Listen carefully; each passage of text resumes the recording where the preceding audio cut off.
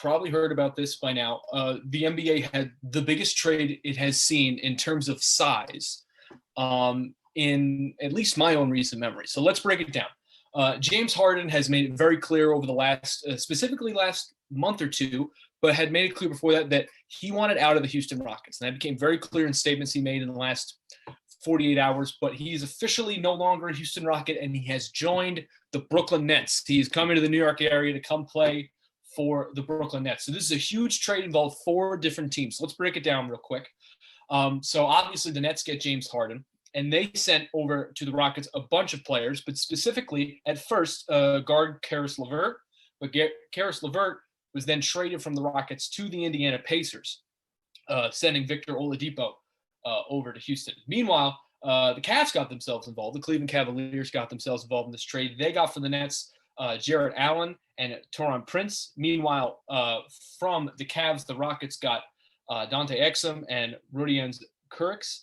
And meanwhile, the Rockets also got from the Nets unprotected first-round picks 2022, 2024, 2026, and pick swaps in 2021, 2023, 2025, and 2027. My goodness, that is a mouthful. There were also a couple other draft picks. You might be seeing them on your screen right now that are involved in this here. But needless to say, this is a giant trade. I can't believe it all happened in one day. So, Sam, let's start with you. Just when you first saw this at maybe 2:30 this afternoon, what was your first reaction? What was the gut reaction? So the gut reaction for me had to do with the Nets, of course. I mean, we're a New York show, so obviously that's where I think of first. But before I get into all the Nets stuff, and we all get into the Nets stuff, I want to give credit to the Houston Rockets here. I really want to give them credit because, honestly, I was going to come on the show today and talk about how I just felt bad for the situation in Houston with the way James Harden was reacting, with how John Wall and DeMarcus Cousins are kind of stuck in that position there in Houston. Honestly, not wanting James Harden on the team. He didn't want to be there either. It was a difficult scenario. So I'm just happy with the way that they handled this situation, because I think it takes a lot of patience coming from Houston, because it was very obvious, as you said, Dylan, Harden didn't want to be there.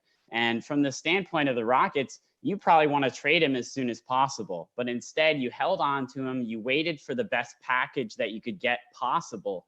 And that's a huge thing, because obviously they got back a massive package between the Brooklyn Nets, obviously Cleveland, and a little bit from Indiana as well. So overall, I'm totally impressed with the Rockets. I'm also impressed with Indiana. Oladipo was unhappy in Indiana, and they kind of had to make a move. They got Karis LeVert, which is a huge deal for them. Karis LeVert shouldn't have been traded from the Nets. We'll get into that. But from Indiana's standpoint, I think it works out well for them. But overall, Houston, I mean, I'm very pleased with what they did. And I'm happy for John Wall and DeMarcus Cousins, who have been playing hard all year. And finally, Harden gets out of Houston like he wanted to. For sure. I mean, in regards to Harden, I think you always have to bet on talent. And to see these teams be in the running, Philadelphia, Brooklyn, the 2 leading contenders to acquire Harden via trade. I mean, these are 2 teams that were clearly serious about winning. It's a big bet to offer that kind of value for any one player. Forget a player that is getting himself into some situations with his teammates, his front office, that not everything is necessarily beautiful all around his team chemistry.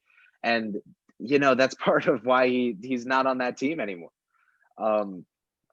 So I think Philly would have been smart to open their championship window and acquire Harden here. And Brooklyn, I can't fault them for the move. I mean, you have first round picks to make them, and hope and pray that maybe the player you select will be half as impactful on a basketball court as James Harden is when he's half asleep. And it's just it's a matter of acquiring a gigantic talent when it's available to you. I can't fault Brooklyn for the move. As a Knick fan, as a diehard Knick fan, it close to pains me to credit the Nets on this trade, but you can't fault them for going for it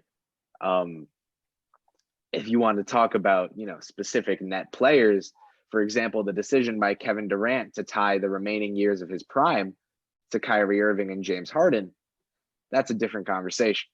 But if you're Brooklyn's front office, you can't be upset with how today has gone because you brought in a top 5 talent on this earth right now.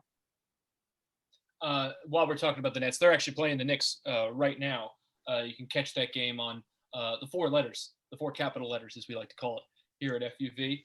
Right now, the Nets are leading 80-63 over the Knicks at the Garden. But first off, to what Sam, you had mentioned earlier, credit to the Pacers for coming in here and making the best possible move they could have made very quickly out of this giant trade. Obviously, Victor Oladipo had said he didn't want to be in Indiana really anymore, and they got Karis LeVert out of it. So good move for them. Chris, it's interesting you talk about how you can't blame the Nets for having made this move because obviously James Harden is a great player, and like you mentioned, he sleeps his way to a triple-double. But I'm not sure if that necessarily means it was the right move for Brooklyn to make, especially considering now that this is the first time this franchise has been in such a place of contention, definitely at least since they've been in Brooklyn, let alone a long time before that. And with that, they've put the pressure on themselves. The window for them to win the NBA championship, and excuse my dog barking in the back, I can't do anything about that. But the window for them to win an NBA championship with this team has slightened itself so much. It's about 2 to 3 years now. It's for as long as you're going to have James Harden, Kevin Durant, and Kyrie Irving, as we're going to talk about the 3 of them together in just a second. But they did sacrifice quite a bit of their future to get a hold of the team that they have right now.